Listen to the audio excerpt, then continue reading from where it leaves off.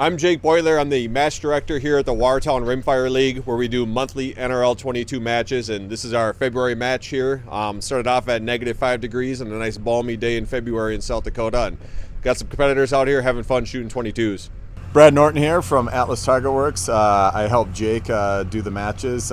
Help very little, but I was kind of the instigator for wanting to start this, use the Trigger Interactive system with our matches, and I think there's a lot of different ways that we can do it. We just picked one way for this match and give it a shot, and I think it'll only get more fun. So we use the Trigger Interactive system for one of our bonus courses of fire this month at the NRL22 match.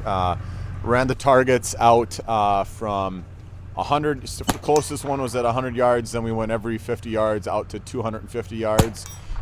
Used the system so it was set up so each target would flag for 10 seconds, and then if you hit it, it would obviously drop down, and then it would move on to a next random target out of the 4 targets that we had.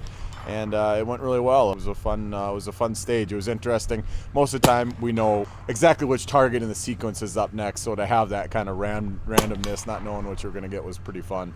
Being the match director and putting the match on here to be able to bring something different for the shooters to try and see, and Brad set it up and did the testing on it, and then seeing it in action here today is a lot of fun when you're sitting there behind the gun, behind the scope, you know, to try to play in your mind, okay, I'm going to have to zoom my scope out far enough that I could see all 4 of the targets so I could pick up which one flashes, and then that limits, am I going to do holdovers? Am I going to try to take time to dial and get the shot off in those 10 seconds? It adds a lot more planning and processing to what you're going to do once you're behind the gun there and shooting it.